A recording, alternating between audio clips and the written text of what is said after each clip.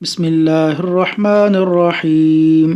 نافرمان بیوی کا انجام۔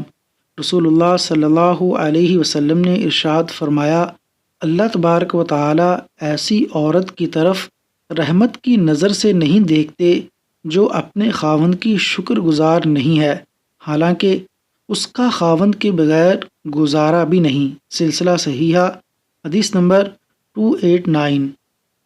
تشریح: جو عورت رب کے فیصلے پر راضی رہے، حالات جیسے بھی ہوں، شکر ادا کرے تو اس کے لیے دونوں جہانوں میں رحمت ہے، اور جو عورت گلے شکوے کرتے ہوئے ناشکری کرے وہ دونوں جہانوں میں حقیقی خوشی اور اللہ تبارک و تعالیٰ کی رحمت سے محروم ہے، اور یہ بہت بڑی ناکامی ہے۔